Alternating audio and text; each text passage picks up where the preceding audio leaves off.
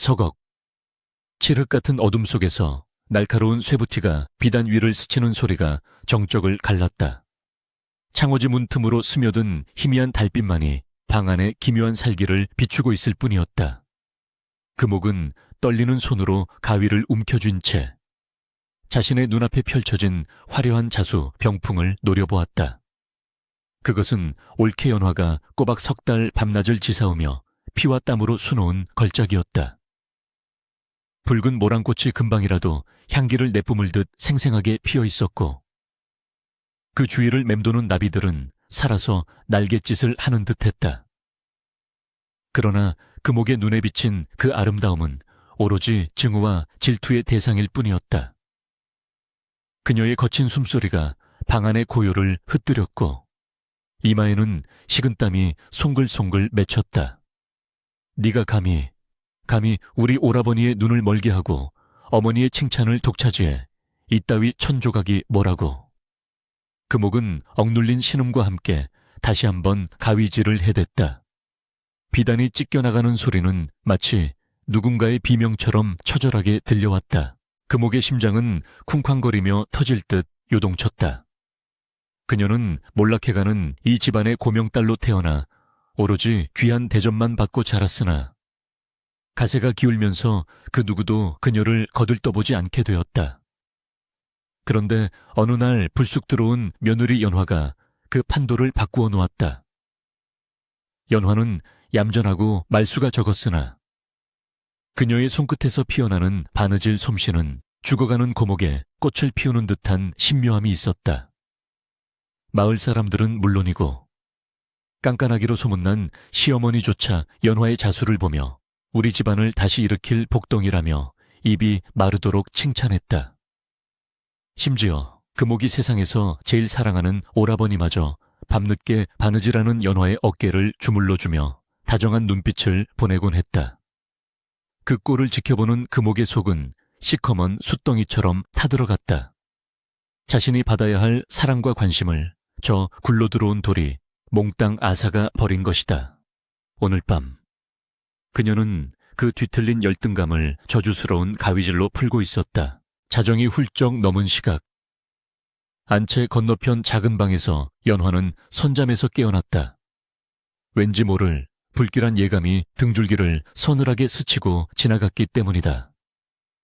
그녀는 무거운 눈꺼풀을 비비며 자리에서 일어났다. 손가락 마디마디는 굳은 살이 박여 거칠었고 잦은 바느질로 인해 어깨는 돌덩이를 얹은 듯 무거웠다. 하지만 내일이면 드디어 저 병풍을 장터의 거상에게 넘기기로 약조된 날이었다.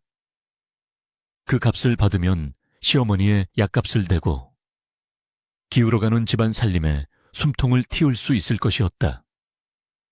연화는 호롱불을 켜들고 조심스럽게 마루로 나갔다. 밤바람이 차가웠지만 완성된 병풍을 한 번 더 확인하고 싶은 마음에 발걸음을 재촉했다. 작업실로 쓰는 사랑채 문 앞에 다다랐을 때 그녀는 문이 살짝 열려 있는 것을 발견했다. 분명 문을 걸어 잠그고 들어갔는데 연화의 가슴이 덜컥 내려앉았다. 그녀는 떨리는 손으로 문고리를 잡고 천천히 문을 열었다. 방 안은 쥐 죽은 듯 고요했다. 그러나 연화가 호롱불을 높이 들어 방 안을 비추는 순간 그녀의 입에서는 단말마 같은 비명이 터져 나왔다. 바닥에는 오색실이 어지럽게 널려 있었고 그토록 공들여 수놓았던 모란꽃 병풍은 처참하게 난도질당해 있었다. 꽃잎은 갈기갈기 찢겨나갔고 나비의 날개는 흔적도 없이 사라져 버렸다. 그것은 단순한 훼손이 아니었다. 누군가 아기를 품고 철저하게 짓밟은 흔적이었다. 연화는 힘이 풀린 다리를 주체하지 못하고 그 자리에 주저앉았다. 눈앞이 캄캄해지고 숨을 쉬기조차 힘들었다. 이것을 만들기 위해 쏟아부은 그 수많은 밤들과 찔린 손가락에서 흐르던 피, 그리고 가족을 위했던 간절한 마음들이 한순간에 쓰레기 더미로 변해버린 것이다. 그녀는 찢겨진 비단을 부여잡고 소리 없는 오열을 토해냈다. 그때 건너편 방에서 인기척이 들리더니 시어머니가 졸린 눈을 비비며 나오셨다. 이 밤중에 무슨 일이냐? 왜 이리 소란스러워? 시어머니의 목소리에 이어 금옥이 부스스한 얼굴로 방문을 열고 나왔다. 그녀의 표정은 너무나도 태연했다. 연화는 흐르는 눈물을 닦을 생각도 하지 못한 채 망가진 병풍을 가리켰다. 어머니, 병풍이 다 망가졌습니다. 시어머니는 호롱불을 가까이 대고 처참한 광경을 확인하자마자 기절초풍하며 뒷목을 잡았다. 아이고, 이게 무슨 날벼락이야. 내일 당장 넘겨야 할 물건을 이 지경으로 만들다니. 시어머니의 호통이 떨어지자 금옥은 짐짓 놀란 척하며 눈을 동그랗게 떴다. 어머, 올케 언니. 설마 문단속을 제대로 안 한 거야. 요즘 쥐가 극성이라더니. 쥐들이 들어와서 갉아먹은 게 분명하네. 금옥의 목소리에는 일말의 떨림도 없었다. 오히려 그 눈빛 깊은 곳에는 기묘한 희열이 서려 있었다. 연화는 믿을 수 없다는 눈빛으로 금옥을 올려다보았다. 쥐가 갉아먹었다고 하기엔 절단면이 너무나 날카롭고 매끄러웠다. 이것은 분명 날카로운 도구에 의한 것이었다. 게다가 쥐가 갉아먹었다면 천 조각들이 바닥에 흩어져 있어야 했으나 잘려나간 조각들은 마치 누군가 홧김에 내던진 것처럼 사방으로 흩뿌려져 있었다. 하지만 연화는 차마 신우이를 의심하는 말을 입 밖으로 낼 수 없었다. 증거도 없을 뿐더러 시어머니는 평소 금옥을 끔찍이 아꼈기에 자칫하면 집안에 분란만 일으킬 뿐이었다. 시어머니는 털썩 주저앉아 땅을 치며 통곡했다. 이제 다 틀렸다. 약값은커녕 위약금을 물어주게 생겼으니 우리 식구 다 길바닥에 나앉게 생겼구나. 연화는 죄인처럼 고개를 숙였다. 자신이 문단속을 소홀히 한 탓이라는 자책감과 설명할 수 없는 억울함이 뒤섞여 가슴을 짓눌렀다. 그때 금옥이 혀를 차며 덧붙였다. 그러게 내가 뭘 했어 올케 언니. 솜씨가 좋다고 너무 치켰으니까 자만해서 이런 실수를 하는 거라고. 그날 밤 집안은 초상집처럼 침울했다. 남편은 바틀이 늦어 아직 돌아오지 않았고 시어머니는 몸져 누우셨다. 연화는 망가진 병풍 앞에 홀로 앉아 멍하니 촛불을 바라보았다. 찢겨진 모란꽃이 마치 피를 흘리는 자신의 마음 같았다. 그때 문득 바닥구석에 반짝이는 무언가가 그녀의 눈에 들어왔다. 그녀는 홀린 듯 기어가 그것을 집어들었다. 그것은 작은 은비녀의 파편이었다. 끝이 날카롭게 부러진 은비녀 조각. 그것은 연화가 시집올 때 예물로 해오지 못해 늘 마음에 걸려 했으나 금옥이 늘 머리에 꽂고 다니며 자랑하던 바로 그 비녀의 장식이었다. 연화의 손이 부들부들 떨리기 시작했다. 쥐가 아니라 사람의 짓이라는 확신이 드는 순간이었다. 그리고 그 사람이 바로 이 집안에 자신을 향해 웃고 있는 신우이 금옥이라는 사실에 그녀는 소름 끼치는 전율을 느꼈다. 그러나 연화는 그 비녀 조각을 조용히 품속에 갈무리했다. 지금 당장 이것을 들이밀며 따져봤자 돌아올 것은 불화뿐이었다. 그녀는 깊은 한숨을 내쉬며 찢어진 비단을 어루만졌다. 이대로 주저앉을 수는 없다. 연화의 눈빛이 서서히 달라지기 시작했다. 유약하고 순종적이었던 그녀의 눈동자에 끈질긴 생명력과도 같은 불꽃이 일었다. 그녀는 반다디 깊숙한 곳에서 남은 자투리 천들을 꺼내기 시작했다. 비록 최고급 비단은 다 망가졌지만 색색의 자투리 천들은 아직 남아 있었다. 밤이 지나면 반드시 해가 뜨는 법. 내 기필코 이 위기를 기회로 바꾸리라. 연화는 바늘을 다시 잡았다. 그녀의 손놀림은 이전보다 더욱 빠르고 간절했다. 찢어진 부분을 꿰매는 것이 아니라 조각난 천들을 이어붙여 새로운 형상을 만들어내기 시작했다. 그것은 단순한 수선이 아니었다. 절망을 희망으로 깁는 처절한 몸부림이었다. 한편 자신의 방으로 돌아온 금옥은 이불을 뒤집어 쓰고 킥킥거리며 웃음을 참았다. 올케가 망연자실해야 하던 표정이 눈앞에 아른거려 통쾌하기 그지없었다. 꼴 좋다. 이제 오라버니도, 어머니도 너를 보는 눈빛이 달라지겠지. 그녀는 승리감에 도취되어 잠을 청하려 했다. 하지만 감은 눈앞에 자꾸만 찢겨진 모랑꽃의 붉은색이 어른거렸다.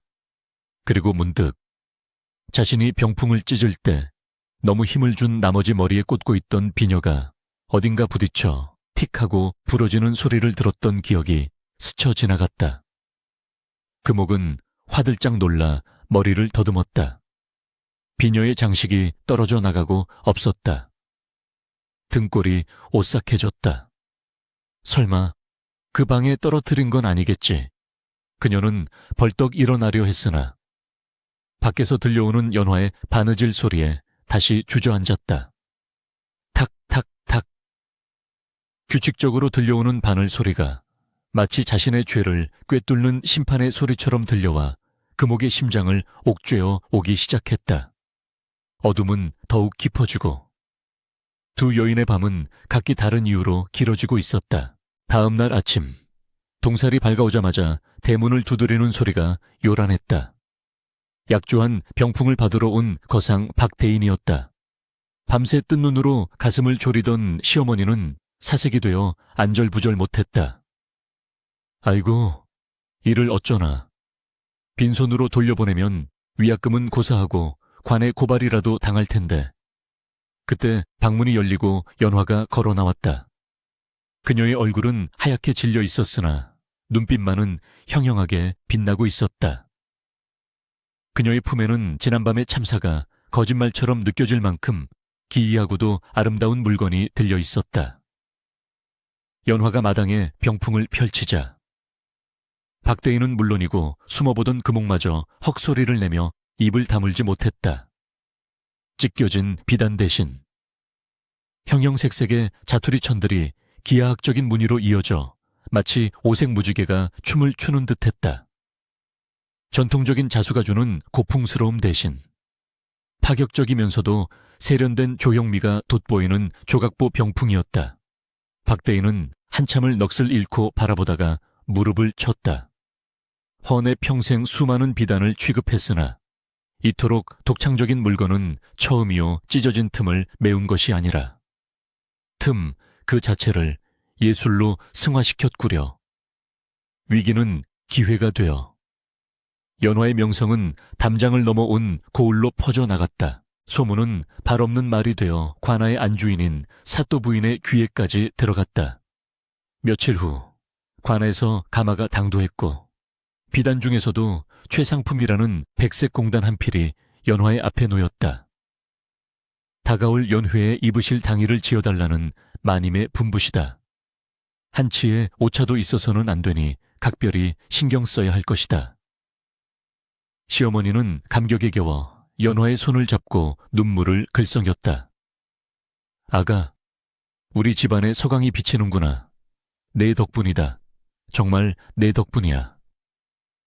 시어머니의 칭찬이 이어질수록 문틈으로 그 광경을 지켜보는 금옥의 눈은 독사처럼 가늘어졌다. 지난번 병풍 사건이 오히려 연화의 명성을 높여준 꼴이 되자 금옥의 질투는 이제 걷잡을 수 없는 사리로 변질되고 있었다. 운이 좋은 년, 하지만 이번에도 그 운이 통할까? 금옥은 부엌 구석에 놓인 시커먼 먹물단지를 바라보며 입가에 비릿한 미소를 머금었다. 그날 오후 연화는 하얀 공단을 마름질하기 위해 잠시 자리를 비우고 우물가로 나갔다. 방 안에는 오직 고요만이 감돌았다. 금옥은 주위를 살피며 살금살금 방으로 들어섰다. 방 한가운데 펼쳐진 백색 공단은 마치 갓 내린 눈처럼 순결하고 눈부셨다. 금옥은 먹물이 가득 담긴 벼루를 들어 올렸다. 그녀의 손은 분노와 희열로 미세하게 떨리고 있었다. 이 하얀 비단이 내년의 운명과 같구나. 내 손 한 번이면 돌이킬 수 없이 더러워질 테니. 금옥은 망설임 없이 벼루를 기울였다. 검은 재앙이 폭포수처럼 쏟아져 내렸다.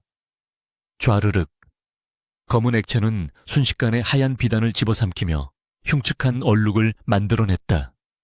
붓으로 그린 그림이 아닌 아기가 빚어낸 끔찍한 낙인이었다.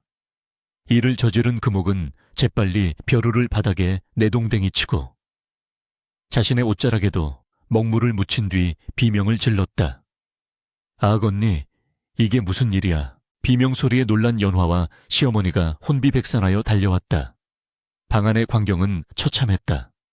그 귀한 공단이 시커먼 먹물로 엉망이 되어 있었고 금옥은 바닥에 주저앉아 짐짓겁에 질린 표정으로 울먹이고 있었다. 시어머니의 눈이 뒤집혔다. 이게 무슨 병고냐. 금옥은 기다렸다는 듯 연화를 가리키며 소리쳤다. 어머니 언니가 졸다가 벼루를 엎지른 것 같아요. 제가 들어와 보니 이미 이 지경이었어요. 어쩌면 좋아요. 연화는 너무나 기가 막혀 말문이 막혔다. 자신이 자리를 비운 사이 벌어진 일이었고 졸기는커녕 찬물에 손을 담그고 온 참이었다. 어머니, 아닙니다. 저는 잠시 우물게. 그러나 이성을 잃은 시어머니에게 연화의 해명은 들리지 않았다. 가뜩이나 쪼들리는 살림에 관아의 물건을 망쳤다는 공포가 노인의 이성을 마비시켰다. 내 인연, 네가 기어이 우리 집안을 말아먹으려고 작정을 했구나. 시어머니는 옆에 있던 다듬이 방망이를 집어들고 연화의 종아리를 후려쳤다. 퍽퍽 둔탁한 타격음이 방 안을 울렸다. 살이 찢어지는 듯한 고통이 밀려왔지만 연화는 비명조차 지르지 못하고 입술을 깨물었다. 어머니, 억울합니다. 제 불찰이 아닙니다. 연화가 울먹이며 호소했지만 시어머니의 매질은 멈추지 않았다. 변명하지 마라. 금옥이가 거짓말이라도 했다는 개냐 평소에 칭찬 좀 해줬더니 아주 기고만장해서 정신을 놓고 다닌 개야. 금옥은 시어머니의 등 뒤에서 회심의 미소를 지으며 고통에 몸부림치는 연화를 싸늘하게 내려다보았다. 연화의 종아리에서 피가 배어나와 치맛자락을 붉게 물들였다. 육체의 고통보다 더 참기 힘든 것은 믿었던 가족에게 배신당하고 모함받는다는 마음의 상처였다. 그녀는 흐려지는 씨앗 속에서 금옥의 조소 어린 눈빛을 똑똑히 보았다. 그리고 품속에 간직한 부러진 은비녀 조각이 가슴을 찔러오는 것을 느꼈다. 한바탕 소동이 끝나고 밤이 찾아왔다. 시어머니는 알아누웠고 금옥은 제 방으로 들어가 버렸다. 차가운 방바닥에 홀로 남겨진 연화는 퉁퉁 부어오른 다리를 끌고 먹물 묻은 비단 앞에 앉았다. 눈물이 말라버린 그녀의 눈은 깊은 우물처럼 고요하고도 슬펐다. 사또 부인에게 바쳐야 할 기한은 고작 사흘. 새 비단을 구할 돈도 시간도 없었다. 이대로라면 꼼짝없이 곤장을 맞거나 관노비로 끌려갈 판이었다. 연화는 가위를 집어들었다. 싹둑. 서늘한 금속성이 정막을 갈랐다. 그녀는 먹물이 묻은 부분을 도려내기 시작했다. 그것은 마치 자신의 썩어문드러진 속을 도려내는 의식과도 같았다. 잘려나간 검은 천조각들이 바닥에 우수수 떨어졌다. 게으문 것이 묻었다 하여 버려지는 것이라면 내 인생도 진즉에 버려졌어야 했다. 연화는 혼잣말을 뇌까리며 남은 하얀 공단 조각들을 매만졌다. 먹물이 튀지 않은 부분들은 여전히 눈부시게 희었다. 그녀는 반다디에서 검은색 비단실과 붉은색 비단실을 꺼냈다. 그리고 도려낸 구멍을 메우는 대신 그 경계선을 따라 술을 놓기 시작했다. 먹물이 스며든 가장자리를 따라 검은 실로 매화나무의 거친 가지를 수놓고 그 끝에 붉은 실로 흐드러진 매화를 피워 올렸다. 먹물에 얼룩을 지우는 것이 아니라 그것을 그림의 일부로 받아들여 승화시키는 것이었다. 의도치 않게 생긴 먹물의 번짐은 오히려 고목의 껍질처럼 자연스러운 질감이 되어주었다. 연화의 손끝은 물 흐르듯 유려하게 움직였지만 그 속에 담긴 기운은 바위처럼 단단했다. 고통을 예술로, 억울함을 아름다움으로 바꾸는 처절한 승화였다. 사흘. 밤낮을 꼬박 세운 끝에 당이가 완성되었다. 깃과 소매 끝, 그리고 치맛단에는 마치 눈 속에 핀 설중매, 액슈의종 매이가 살아 숨쉬는 듯했다. 먹물이 쏟아졌던 흔적은 온데간데 없고 오히려 흑백의 조화가 어우러져 한 폭의 수묵화 같은 깊이감을 자아냈다. 연화는 완성된 옷을 바라보며 깊은 숨을 내쉬었다. 손가락은 바늘에 찔려 엉망이었고 눈은 퀭했지만 입가에는 비로소 옅은 미소가 번졌다. 그때 방문이 벌컥 열리며 금옥이 들어왔다. 어디 망친 비단을 어떻게 처리했나 구경이나.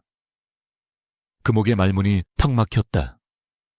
그녀의 눈앞에 펼쳐진 옷은 자신이 망쳐놓으려 했던 그 물건이 아니었다.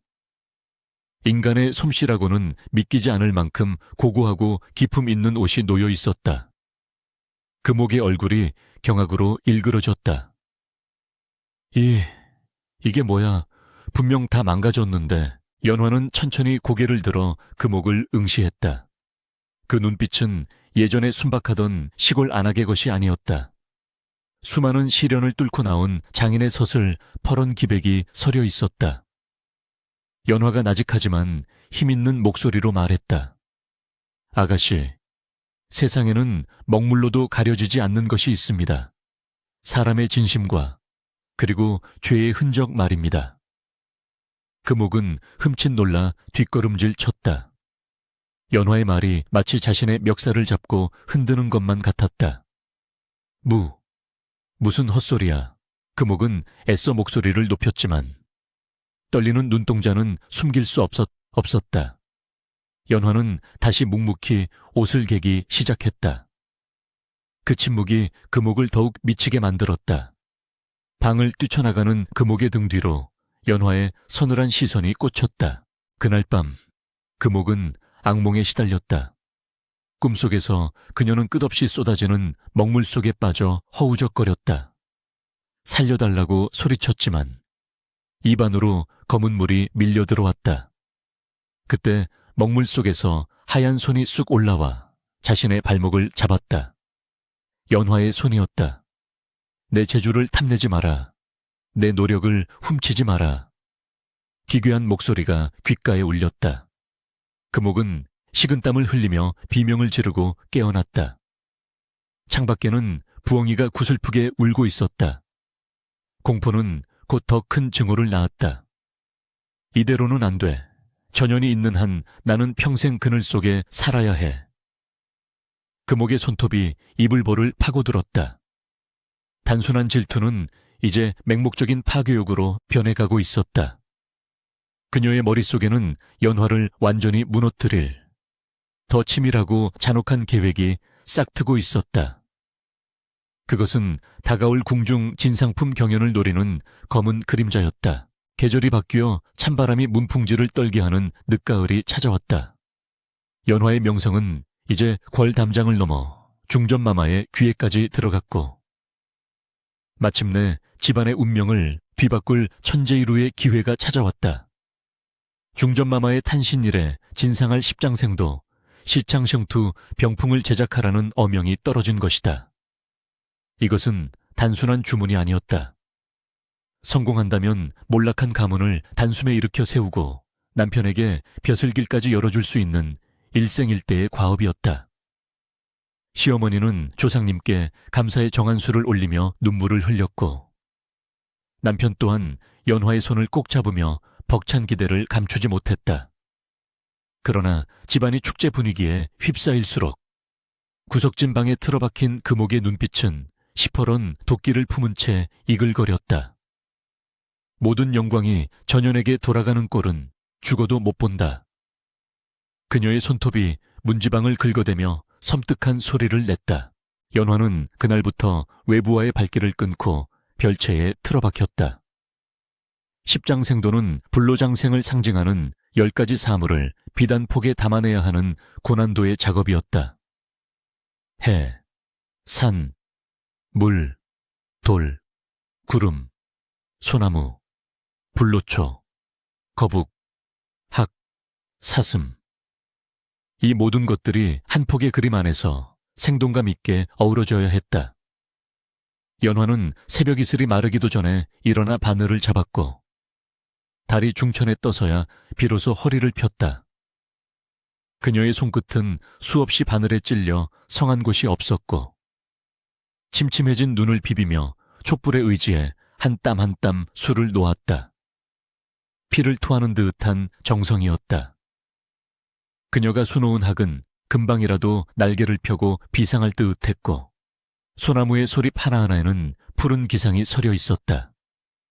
연화의 몸은 바짝 말라갔으나 그 눈빛만은 신들린 무당처럼 형형하게 빛났다. 한편 그 목은 전략을 바꾸었다. 대놓고 저기를 드러내는 대신 뱀처럼 교활하게 연화의 곁을 맴돌기 시작했다. 그녀는 짐짓 개과천선한 척하며 연화의 수발을 자처했다. 언니, 내가 그동안 철이 없었어. 집안을 위해 이렇게 고생하는데 내가 돕지는 못할 망정 심술만 부렸네. 금옥은 갖은 아양을 떨며 연화의 어깨를 주물러주고 따뜻한 차를 내어왔다. 순진하고 마음 약한 연화는 신우이의 변화에 감동하여 경계심을 풀었다. 아가씨, 고맙습니다. 아가씨가 곁에 있어주니 큰 힘이 됩니다. 연화가 환하게 웃으며 금옥의 손을 잡았을 때 금옥은 마주 웃었으나 그 속내는 시커먼 칼을 갈고 있었다. 그녀는 연화의 작업 진행 상황을 낱낱이 감시하며 결정적인 순간을 노리고 있었던 것이다. 병풍이 완성되기 사흘 전 금옥은 읍내 장터로 향했다. 그녀의 발걸음은 은밀하고도 조급했다. 약재상 골목을 지나 인적 드문 뒷골목으로 접어들었을 때였다. 낡은 승복을 입은 한 노승이 길바닥에 앉아 목탁을 두드리고 있었다. 금옥이 그 앞을 지나치려 하자 노승이 갑자기 눈을 번쩍 뜨고 쩌렁쩌렁한 목소리로 외쳤다. 멈추시오. 그대의 뒤에 검은 그림자가 셋이나 붙어 있구려. 금옥은 화들짝 놀라 멈칫했다. 노승은 퀭한 눈으로 금옥을 뚫어지게 쳐다보며 말을 이었다.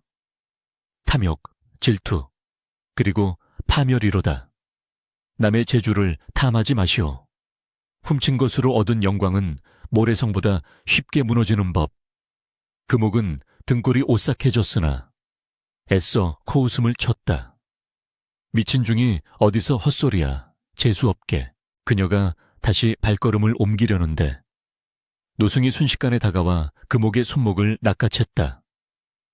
노승의 손은 마치 늙은 나무 껍질처럼 거칠고 차가웠다. 노후시오. 이게 무슨 행패요. 금옥이 발버둥 쳤지만 노승의 악력은 쇠고리처럼 단단했다. 노승은 금옥의 눈을 깊이 들여다보며 낮고 음산한 목소리로 경고했다. 명심하시오. 남의 피와 땀을 훔치는 손은 더 이상 사람의 손이 아니게 될 것이오. 그 손은 차가운 돌덩이가 되어 영원히 풀리지 않는 업보를 쥐게 될 것이다. 그 말과 함께 노승은 손을 놓아주었다. 금옥은 비명을 지르며 도망치듯 그곳을 빠져나왔다. 심장이 미친 듯이 뛰고 손목이 욱신거렸지만 그녀의 품속에 숨겨진 독약 봉제는 더욱 뜨겁게 느껴졌다. 돌이 된다고 웃기지 마. 내가 그깟 저주에 겁먹을 줄 알고 그녀의 욕망은 이미 공포를 집어삼키고 있었다. 진상 날짜가 바로 다음 날로 다가온 밤이었다. 십장생도 병풍은 드디어 그 위용을 드러냈다. 마지막으로 붉은 해를 수놓는 연화의 손길이 멈추자 방 안은 찬란한 빛으로 가득 차는 듯했다. 실로 그렸다고는 믿기지 않을 만큼 생동감이 넘치는 걸작 중의 걸작이었다. 연화는 감격에 겨워 병풍을 어루만지며 안도의 한숨을 내쉬었다. 드디어 끝났어. 긴장이 풀리자 극심한 피로가 밀려왔다. 그때 방문이 열리고 금옥이 들어왔다. 그녀의 손에는 김이 모락모락 나는 찻잔이 들려 있었다. 언니, 정말 고생했어. 이거 내가 특별히 구한 귀한 약차야. 마시고 푹 자둬야 내일 궐에 가지. 금옥의 목소리는 꿀처럼 달콤했다. 연화는 의심 없이 찻잔을 받아들었다. 향긋한 대추 냄새가 코끝을 간지럽혔다. 고마워요, 아가씨. 덕분에 무사히 마쳤습니다. 연화는 차를 단숨에 들이켰다. 따뜻한 기운이 온몸으로 퍼지는가 싶더니 이내 걷잡을 수 없는 졸음이 쏟아지기 시작했다. 눈꺼풀이 청은망은 무거워지고 혀가 굳어 말이 나오지 않았다. 아가씨, 왜 이리 어지럽? 연화는 말을 맺지 못한 채 스르르 바닥으로 쓰러졌다. 깊은 수렁 속으로 빠져드는 의식 속에서 그녀는 희미하게 웃고 있는 금옥의 얼굴을 보았다. 그것은 사람의 미소가 아니었다. 먹이를 앞에 둔 짐승의 탐욕스러운 입꼬리였다. 연화가 깊은 잠에 빠진 것을 확인한 금옥은 본색을 드러냈다. 그녀는 서둘러 연화의 옷을 벗겨 자신이 입고 쓰러진 연화에게는 자신의 허름한 옷을 입혔다. 그리고 미리 준비해둔 밧줄로 연화를 꽁꽁 묶어 창고 구석진 곳에 가두었다. 미안해, 하지마. 언니, 원래 이 집안의 영광은 내 것이었어. 언니는 잠시 내 자리를 빌렸던 것뿐이야. 금옥은 차가운 눈빛으로 중얼거린 뒤 연화가 완성한 병풍 앞으로 다가갔다. 촛불 아래 빛나는 십장생도는 보면 볼수록 탐이 났다. 그녀는 떨리는 손으로 바늘을 집어들었다. 작품의 가장자리, 작가의 낙관을 새겨야 할 자리가 비어 있었다. 금옥은 검은 실을 꿰어 자신의 이름 2글자. 금옥 진유를 수놓기 시작했다. 바늘이 비단을 뚫을 때마다 기묘한 쾌감이 전율처럼 흘렀다. 이제 이건 내 거야. 내가 만든 거야. 마지막 매듭을 짓는 순간 밖에서 천둥이 치며 굵은 빗방울이 쏟아지기 시작했다. 우르르 쾅, 갑작스러운 뇌성에 놀란 금옥이 바늘에 손가락을 찔렸다. 붉은 피 한 방울이 툭 솟아올랐다. 그녀는 얼른 손가락을 입에 물고 피를 빨았다. 그런데 입안에 맴도는 피맛이 비릿하지 않고 왠지 모르게 쓰고 떨궜다. 그리고 찔린 검지손가락 끝에서부터 미세한 한기가 느껴지기 시작했다. 마치 얼음 조각을 만진 것처럼 서늘한 기운이 손마디를 타고 올라왔다. 금옥은 대수롭지 않게 여기며 손을 비볐다. 날이 추워져서 그런가. 하지만 불안감은 쉽게 가시지 않았다. 그녀는 병풍을 곱게 접어 비단 보자기에 쌌다. 내일 아침이면 궁에서 나온 관리들이 이 병풍을 가져갈 것이고 그녀는 조선 최고의 자수장인으로 칭송받게 될 것이었다. 오라버니도, 어머니도, 그리고 세상 모든 사람들도 자신을 우러러볼 것이다. 상상만으로도 가슴이 벅차올랐다. 창고에 갇힌 연화 따위는 안중에도 없었다. 금옥은 병풍을 품에 안고 자리에 누웠으나 잠이 오지 않았다. 빗소리는 점점 거세져 마치 누군가 문을 두드리는 소리처럼 들렸고 손가락 끝에 냉기는 뼈속까지 파고드는 듯했다. 새벽녘. 닭 울음소리가 들려올 즈음 금옥은 선잠에서 깨어났다. 손이 뻣뻣했다. 그녀는 졸린 눈을 비비며 오른손을 들어보았다. 어둠 속이라 잘 보이지 않았지만 검지손가락이 묘하게 둔탁한 느낌이었다. 주먹을 쥐었다 펴보려 했으나 검지손가락만은 말을 듣지 않고 꼿꼿이 서 있었다. 왜 이러지? 잠을 잘못 잤나. 금옥은 반대편 손으로 검지손가락을 주물렀다. 그런데 감촉이 이상했다. 사람의 살같이 주는 말랑하고 따뜻한 느낌이 아니었다. 그것은 딱딱하고 차가웠으며 거칠었다. 마치 길가에 굴러다니는 돌멩이처럼 금옥의 등 뒤로 식은땀이 흘러내렸다. 낮에 만난 노승의 목소리가 귓가에 환청처럼 맴돌았다. 그 손은 차가운 돌덩이가 되어 아니야, 아닐 거야. 꿈이야. 금옥은 미친 듯이 손가락을 비비고 꼬집었다. 감각이 없었다. 살을 꼬집어도 아픔이 느껴지지 않았다. 공포가 목구멍까지 차올랐다. 그때 마당에서 웅성거리는 소리가 들렸다. 궁에서 사람들이 당도한 것이다. 금옥의 씨, 병풍을 내오실 시간입니다. 하인의 목소리가 들려왔다. 금옥은 사색이 된 얼굴로 굳어버린 손가락을 소매 속에 감추었다. 지금 이 사실을 들켰다가는 모든 것이 물거품이 될 터였다. 어떻게든 숨겨야 해. 일단 병풍을 바치고 나면 의원에게 가면 돼. 그녀는 떨리는 몸을 억지로 일으켜 세웠다. 욕망이 빚어낸 비극의 서막이 오르고 있었다.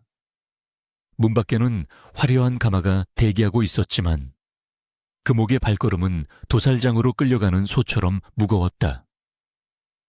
과연 그녀는 이 저주받은 손으로 가문의 영광을 거머쥘 수 있을 것인가? 아니면 그 돌덩이 같은 탐욕에 짓눌려 부서질 것인가? 진상품 검사일. 관아의 대청마루에는 팽팽한 긴장감이 감돌았다. 한양에서 내려온 예조 판서 대감과 고을 사또, 그리고 내노라 하는 양반들이 숨을 죽인 채 병풍을 기다리고 있었다.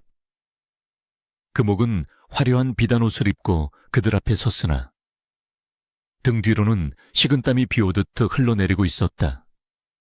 그녀의 오른손은 긴 소매 속에 깊숙이 감춰져 있었다. 검지손가락에서 시작된 기이한 경직은 하룻밤 사이 중지까지 번져 있었고 그 감촉은 마치 차가운 내게 구르는 자갈돌처럼 딱딱하고 생기가 없었다. 욱신거리는 통증 대신 끔찍한 무감각이 그녀의 팔을 타고 기어올랐다. 제발 조금만 더. 이 순간만 넘기면 돼. 금옥은 입술을 깨물며 마음속으로 수없이 되뇌었다. 그녀의 눈앞에는 가문의 부흥과 자신의 영화가 손에 잡힐 듯 아른거렸지만 동시에 귓게는 노승의 저주가 환청처럼 윙윙거렸다. 개봉하라. 판서 대감의 중후한 목소리가 떨어지자 하인들이 조심스럽게 병풍을 덮은 붉은 보자기를 걷어냈다. 오, 좌중에서 탄성이 터져나왔다. 십장생도 속의 해는 금방이라도 떠오를 듯 붉게 타올랐고 거북은 물살을 가르며 헤엄치는 듯했다. 특히 소나무 가지에 앉은 학의 깃털은 바람에 하늘거리는 듯한 착각을 불러일으킬 정도로 정교했다. 판서 대감은 자리에서 벌떡 일어나 병풍 앞으로 다가갔다. 그는 떨리는 손으로 자수를 어루만지며 감탄을 금치 못했다. 신의 솜씨로다. 내 평생 수많은 명작을 보았으나 이토록 기운이 생동하는 물건은 처음이다. 이것이 정녕 내 손에서 나온 것이냐? 대감의 날카로운 눈빛이 금옥을 향했다. 금옥은 침을 꼴깍 삼키며 고개를 조아렸다. 예, 대감마님. 소녀가 밤낮을 잊고 정성을 다해 지은 것입니다. 목소리가 미세하게 떨렸으나 좌중은 그것을 겸손함으로 받아들였다. 사또가 나서서 거들었다. 이 처자는 우리 고을의 자랑입니다. 효심도 깊고 재주도 비상하여 칭송이 자자하지요. 분위기는 금옥에게 유리하게 흘러갔다. 판서대감은 흡족한 미소를 지으며 고개를 끄덕였다. 좋다. 중전마마께서도 크게 기뻐하실 것이다. 허나 마마께 올리기 전에 한 가지 확인할 것이 있다. 대감의 눈매가 가늘어졌다. 이토록 귀한 솜씨를 지닌 장인의 손을 직접 보고 싶구나. 바늘을 쥐는 그 손에 어떤 기운이 서려 있는지 내 눈으로 확인해야겠다. 금옥의 심장이 철렁 내려앉았다. 올 것이 오고야 말았다. 그녀는 사색이 되어 뒷걸음질 쳤다. 대감마님, 송구하오나 제가 며칠 밤을 새우느라 손이 험하여 감히 보여드리기가. 그러나 대감의 표정은 단호했다. 어허, 엄연과 다름없는 자리다. 어서 손을 내밀지 못할까. 서슬퍼런 호통에 금옥은 더 이상 물러설 곳이 없었다. 그녀는 덜덜 떨리는 왼손으로 오른쪽 소매를 걷어 올렸다. 그리고 천천히, 아주 천천히 오른손을 내밀었다. 순간 대청마루에 있던 모든 사람들의 눈이 휘둥그레졌다. 금옥의 검지와 중지는 잿빛으로 변해 있었고 피부의 결은 사라진 채 거친 화강암처럼 굳어 있었다. 그것은 사람의 손이라기보다 기괴한 조각상에 가까웠다. 이게 무슨 흉측한 꼴이냐. 사또가 비명을 질렀다. 금옥은 다급하게 변명하려 했다. 이것은 너무 무리하여 잠시 마비가 온 것입니다. 곧 풀릴 것입니다. 하지만 판서 대감의 의심은 깊어졌다. 마비라고 저것은 살이 아니라 돌이 아닌가. 네가 정녕 이 수를 놓은 것이 맞느냐. 자수의 마지막 매듭을 짓는 신용이라도 해보거라. 내 손이 바늘을 잡을 수 있는지 보겠다. 하인이 은쟁반에 바늘과 실을 담아 대령했다. 금옥은 절망적인 눈빛으로 바늘을 내려다보았다. 손가락은 이미 제멋대로 굳어 굽혀지지도 펴지지도 않았다. 그녀는 굳지 않은 나머지 손가락들을 이용해 억지로 바늘을 집어보려 했다. 하지만 탁! 바늘은 힘없이 은쟁반 위로 떨어져 굴러갔다. 다시 한번 집으려 했으나 굳어버린 검지가 바늘을 튕겨낼 뿐이었다. 탁탁! 그르르! 쇠 바늘 구르는 소리가 정적 속에 천둥 소리처럼 크게 울렸다. 금옥의 이마에서 땀방울이 뚝뚝 떨어져 바닥을 적셨다. 아니야. 집을 수 있어. 내가 했어. 그녀는 반쯤 실성한 사람처럼 중얼거렸다. 그때 관아 입구 쪽에서 소란스러운 소리가 들리더니 문이 활짝 열렸다. 멈추십시오. 그 병풍의 주인은 따로 있습니다. 창백한 얼굴의 여인이 비틀거리며 들어섰다. 헝클어진 머리에 남루한 옷차림. 며칠을 굶은 듯 야윈 모습이었으나 눈빛만은 횃불처럼 타오르는 연화였다. 뒤따라 들어온 남편이 쓰러지려는 그녀를 부축하고 있었다. 금옥은 연화를 보자마자 악을 썼다. 저 미친년이 어디라고 함부로 들어와 여봐라. 당장 끌어내라. 그러나 연화의 기백에 눌린 포졸들은 섣불리 움직이지 못했다. 연화는 가쁜 숨을 몰아쉬며 판서 대감 앞으로 나아갔다. 대감마님, 그 병풍은 제 피와 땀으로 만든 것입니다. 저 여인은 저에게 독을 먹이고 제공을 가로챘습니다. 좌중이 술렁거렸다. 금옥은 발악하듯 소리쳤다. 거짓말이다. 저녀는 질투에 눈이 멀어 나를 모함하는 것이다. 증거가 있느냐? 증거를 대라. 연화는 슬픈 눈으로 금옥의 굳어버린 손을 바라보았다. 증거는 바로 아가씨의 그 손입니다. 남의 재주를 훔친 대가로 하늘이 내린 벌이 아닙니까? 판서 대감이 엄숙하게 물었다. 네가 진정 이 병풍의 주인이라면 그것을 증명할 방법이 있느냐? 연화는 고개를 끄덕였다. 병풍 속의 십장생들은 제각기 살아 숨 쉬는 생명을 품고 있습니다. 제가 마무리를 짓지 못한 부분이 있습니다. 학의 눈동자, 마지막 점정 디안징을 하지 못했습니다. 사람들이 병풍을 자세히 들여다보니 과연 소나무 위 학에 눈동자가 비어 있었다. 너무나 미세하여 눈치채지 못했던 것이다. 연화는 바닥에 떨어진 바늘을 집어들었다. 그녀의 손은 상처투성이었지만 바늘을 쥐는 순간 마치 물을 만난 물고기처럼 유연하고 안정적이었다. 연화가 떨리는 몸을 이끌고 병풍 앞으로 다가갔다. 그녀가 바늘을 들어 학의 눈 부위에 갖다 대는 순간 기이한 일이 벌어졌다. 병풍 속에서 바람소리가 들리는가 싶더니 수놓아진 소나무 가지가 살랑거리는 듯했다. 연화가 검은 실로 학의 눈동자를 콕 찌르자 갑자기 병풍 속의 학이 푸드득 날갯짓을 하며 비단 위로 날아오르는 듯한 환영이 대청마루를 가득 채웠다. 사람들은 홀린 듯 입을 다물지 못했다. 그것은 단순한 자수가 아니었다. 혼이 담긴 예술이었다. 그 순간 금옥이 찢어지는 듯한 비명을 질렀다. 으악, 내 손, 내 손. 그녀의 오른손 전체가 순식간에 회색빛으로 물들며 딱딱하게 굳어가기 시작했다.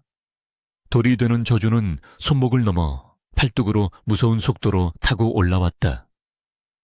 뼈가 뒤틀리고 살이 돌로 변하는 고통은 상상을 초월하는 것이었다. 금옥은 바닥을 구르며 울부짖었다. 잘못했습니다. 잘못했어요. 제발 멈춰주세요. 내가 훔쳤어. 내가 언니를 죽이려 했어. 제발. 고통과 공포 앞에서 그녀는 스스로 자신의 죄를 낱낱이 토설하고 말았다. 판서대감은 싸늘한 눈빛으로 그 광경을 내려다보았다. 사필귀정, 시비귀정이라. 모든 일은 반드시 바른 길로 돌아가는 법. 내 탐욕이 너를 삼켰구나.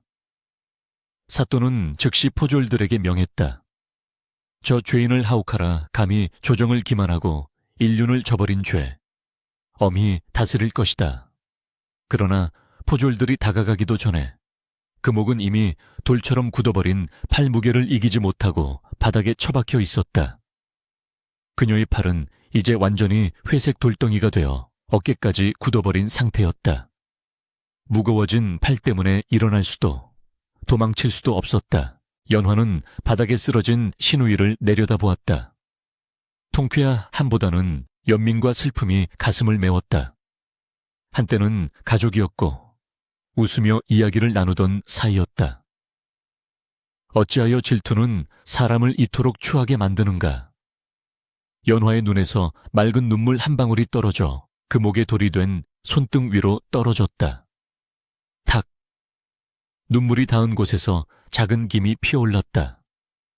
금옥은 고통과 수치심에 범벅이 된 얼굴로 연화를 올려다보았다. 그녀의 눈동자에는 뒤늦은 후회와 공포가 가득했다. 언니, 나 좀 살려줘. 너무 무거워. 너무 차가워. 판서 대감은 연화에게 다가가 정중히 고개를 숙였다. 부인, 내 눈이 어두워 진정한 장인을 알아보지 못할 뻔했소. 이 병풍은 조선 최고의 명물이 될 것이오. 부인의 이름은 역사에 남을 것이나 저 여인의 죄는 영원히 씻지 못할 것이오니. 밖에서는 천둥 소리가 멈추고 구름 사이로 햇살이 비치기 시작했다. 그 빛은 연화와 병풍을 환하게 비추었으나 구석에 처박힌 금옥에게는 닿지 않았다. 돌이 된 손은 탐욕의 무게만큼이나 무겁게 그녀를 짓누르고 있었다. 진실은 밝혀졌고 악은 스스로 만든 감옥에 갇혔다. 그러나 이 비극을 끝내기 위해서는 아직 마지막 매듭이 남아 있었다. 그것은 용서와 화해라는 자수보다 더 어려운 마음의 바느질이었다. 재판이 끝나고 계절은 어느덧 깊은 겨울로 접어들었다. 연화는 궁중으로부터 조선 최고의 침선장, 젠 시엔장이라는 칭호를 하사받았고 집안에는 금은 보화가 산더미처럼 쌓였다. 허물어져 가던 초가집은 번듯한 기와집으로 탈바꿈했고 연화의 남편은 무관으로 발탁되어 가문은 그야말로 중흥의 시기를 맞이했다. 그러나 이 화려한 부활의 이면에는 누구도 섣불리 입 밖으로 꺼내지 못하는 어두운 그늘이 드리워져 있었다. 바로 사랑채 구석방, 병자처럼 누워 지내는 금옥의 존재였다. 관에서 풀려나 집으로 돌아왔지만 그녀의 형벌은 끝나지 않았다.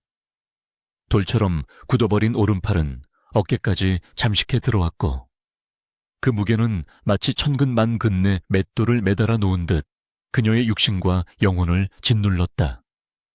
방 안에는 약탕기 끓는 냄새와 퀴퀴한 곰팡이 냄새가 진동했고 한때 꽃처럼 화사했던 금옥의 얼굴은 해골처럼 앙상하게 말라 있었다. 전국의 용하다는 의원들이 줄을 지어 다녀갔지만 모두 고개를 가로저으며 혀를 찰 뿐이었다. 이것은 기혈이 막힌 것이 아니라 하늘이 내린 업보 예바오라 인력으로는 어찌할 도리가 없습니다. 그저 마음을 비우고 명을 기다리는 수밖에. 무당을 불러 구판을 벌여보아도 돌이 된 팔은 요지부동이었다. 금옥은 하루 종일 어두운 방에 웅크리고 앉아 자신의 흉측한 팔을 내려다보았다. 차갑고 딱딱한 회색 돌덩이. 이것이 한때 그토록 탐욕스럽게 바늘을 휘두르던 자신의 손이라는 사실이 믿기지 않았다. 밤이 되면 돌이 된 부위와 살이 맞닿은 경계선에서 뼈를 깎는 듯 단 통증이 밀려왔다. 그것은 육체의 고통이자 지난날 저지른 죄악이 그녀의 양심을 물어뜯는 소리 없는 아우성이었다. 차라리 죽여줘. 제발 이 팔을 잘라내줘. 금옥은 밤마다 신음하며 벽을 긁어댔지만 돌이 된 손가락은 벽지에 생채기 하나 내지 못하고 둔탁한 소리만 낼 뿐이었다. 연화는 바쁜 일과 중에도 틈만 나면 금옥의 방을 찾았다. 시어머니는 제복을 제가 걷어찬 연을 뭐하러 신경 쓰느냐며 혀를 찼지만 연화의 마음은 그렇지 않았다. 그녀는 금옥이 밉기보다 안쓰러웠다. 한때는 오라버니의 사랑을 독차지하고 싶어 했던 철없는 신우이였고 가난이 싫어 발버둥 쳤던 불쌍한 여인이었다. 연화는 정성스럽게 끓인 미음을 들고 금옥의 방으로 들어갔다. 아가씨, 밥은 먹어야 기운을 차리지요. 한 술이라도 뜨세요. 금옥은 벽을 보고 누운 채 미동도 하지 않았다. 그녀의 등은 앙상하게 굽어 있었고 헝클어진 머리카락 사이로 보이는 뒷모습은 처량하기 그지없었다. 나가 꼴 보기 싫어. 너는 나를 비웃으러 온 거지. 천벌받은 나를 보며 속으로 고소해하고 있잖아. 금옥이 쉰 목소리로 악을 썼지만 그 목소리에는 이제 도끼 대신 깊은 절망만이 배어 있었다. 연화는 조용히 미움 그릇을 내려놓고 금옥의 곁에 앉았다. 그리고 차마 만지기조차 두려운 그 회색 돌덩이 같은 팔 위에 자신의 따뜻한 손을 얹었다. 냉기가 손바닥을 타고 전해져 왔다. 아가씨, 저는 단 한 번도 아가씨를 비웃은 적이 없습니다. 그저 슬펐을 뿐입니다. 우리가 왜 서로를 미워하며 살아야 했는지, 제 재주가 아가씨에게 상처가 되었다면 그것은 제 불찰이기도 합니다. 연화의 목소리는 봄바람처럼 부드럽고 진심이 가득했다. 금옥의 어깨가 미세하게 떨리기 시작했다. 지금까지 그녀가 들었던 것은 비난과 조롱, 혹은 동정 섞인 수근거림뿐이었다. 하지만 연화의 말에는 진정한 용서와 가족으로서의 애정이 담겨 있었다. 금옥은 서서히 몸을 돌려 연화를 바라보았다. 연화의 눈에는 거짓없는 눈물이 고여 있었다. 그 맑은 눈동자를 마주하는 순간 금옥의 마음속 깊은 곳에 쌓여있던 억겁의 빙벽이 우지끈하고 금이 가는 소리가 들리는 듯했다. 언니, 금옥의 입술이 파르르 떨렸다. 내가 잘못했어. 정말 잘못했어. 언니의 재주가 부러워서, 오빠가 언니만 보는 게 싫어서 내가 귀신에 씌었었나 봐. 금옥은 마침내 참아왔던 오열을 토해냈다. 그녀는 굳지 않은 왼손으로 연화의 옷자락을 부여잡고 어린아이처럼 울었다. 나 같은 건 죽어도 싸. 평생 이렇게 돌덩이를 달고 살다가 지옥에나 가야 해. 눈물 콧물로 범벅이 된 금옥의 얼굴은 일그러졌지만 그 순간만큼은 그 어떤 때보다 인간적이었다. 연화는 울고 있는 신우이를 품에 안았다. 그리고 그녀의 등을 부드럽게 쓸어내렸다. 아니에요. 누구나 실수는 합니다. 중요한 것은 뉘우치는 마음이지요. 아가씨의 눈물이 그 어떤 보석보다 아름답습니다. 그때였다. 연화의 뜨거운 눈물 한 방울이 금옥에 굳어버린 손등 위로 툭 떨어졌다. 그리고 기적 같은 일이 벌어졌다. 눈물이 닿은 곳에서 칙 하는 소리와 함께 하얀 김이 피어오르더니 회색 돌 표면에 미세한 균열이 생기기 시작했다. 그 균열 사이로 붉은 핏기가 비치더니 딱딱했던 돌이 서서히 말랑말랑한 살갗으로 변해가는 것이었다. 금옥은 믿을 수 없는 광경에 눈을 크게 떴다. 돌이 되었던 손가락 끝에서부터 따뜻한 피가 도는 느낌, 찌릿찌릿한 생명의 감각이 돌아오고 있었다. 그것은 마법이 아니었다. 얼어붙은 땅이 봄의 햇살에 녹아내리듯 닫혀있던 마음이 진심 어린 용서와 참회로 열리면서 저주가 풀리는 자연의 섭리였다. 노승이 말했던 돌이 되는 업보를 푸는 열쇠는 바로 따뜻한 마음이었던 것이다. 밤새도록 이어진 두 여인의 눈물은 새벽녘이 되어서야 멈추었다. 금옥의 팔은 완전히 예전의 모습으로 돌아와 있었다. 물론 피부는 갓 태어난 아기처럼 붉고 연약해져 있었고 근육은 위축되어 힘이 없었지만 분명 살아있는 사람의 팔이었다. 날이 밝자온 집안이 발칵 뒤집혔다. 시어머니와 남편은 기적을 목격하고는 바닥에 엎드려 조상님께 감사의 절을 올렸다. 금옥은 연화 앞에 무릎을 꿇고 큰 절을 올렸다. 언니, 이 못난 시누이를 용서해주고 다시 사람으로 만들어주셔서 고맙습니다. 내 남은 생은 언니에게 진 빚을 갚으며 살겠습니다. 연화는 황급히 금옥을 일으켰으며 미소 지었다. 이제 빚 같은 건 잊으세요. 우리는 가족이지 않습니까? 그저 그 손으로 이제는 남을 해하는 일이 아닌 남을 돕고 아름다움을 짓는 일을 하면 됩니다. 그로부터 몇 년의 세월이 흘렀다. 연화의 집은 이제 전국에서 자수를 배우러 오는 제자들로 문전성시를 이루는 명문가가 되었다. 사랑채의 넓은 마루에는 수십 명의 처자들이 둘러앉아 술을 놓고 있었는데 그들 사이를 부지런히 오가며 가르치는 여인이 있었다. 바로 금옥이었다.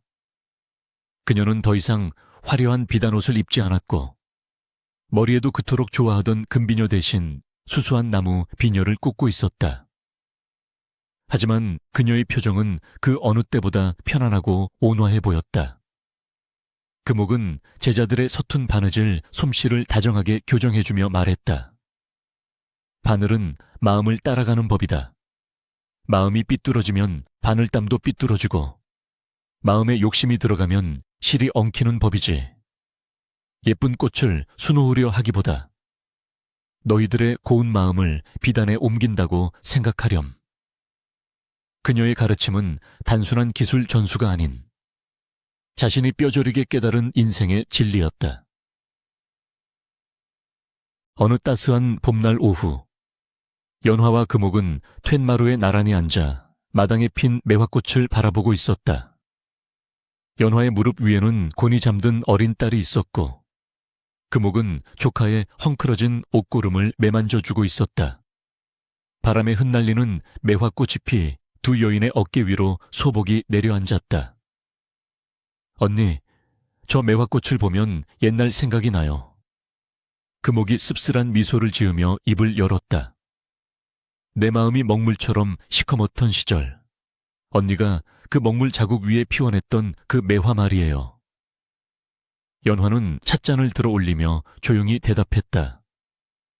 겨울의 추위를 견뎌내지 않은 매화는 향기가 없다고 하지요.